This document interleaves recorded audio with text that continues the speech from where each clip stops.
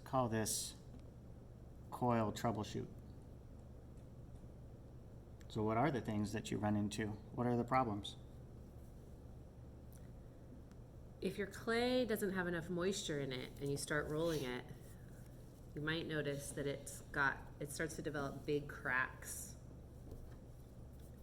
And if that's the case, rather than try to, depending on how many cracks it has, rather than try to go in there and fix each of those cracks, your time is better spent reclaiming your clay and adding more water to it.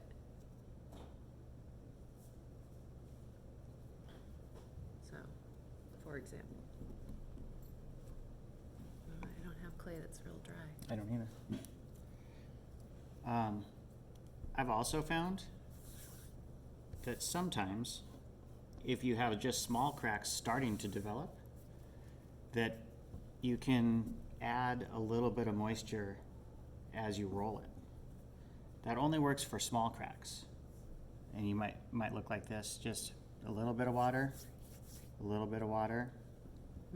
And sometimes that's enough. Again, if it's just small cracks, that's enough to fix that.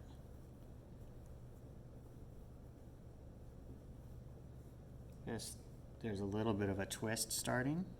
Sometimes if you don't start with a nice piece of clay, you can get a rough spot in your coil. What do you do? Start over.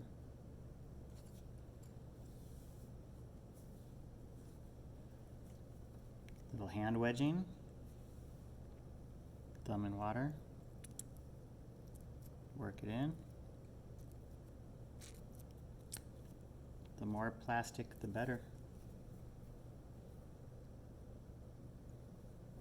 Too far, then you've just got a mess. So just add a little bit at a time.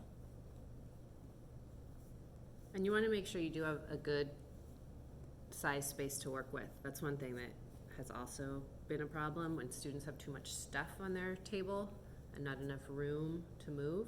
Yeah. Starting to get a little floppy. This is starting a little floppy. If it's a little floppy, sometimes you can correct it by just putting it on the tall end and tapping it down. So then it becomes more square than rectangle. That sometimes can correct the issue.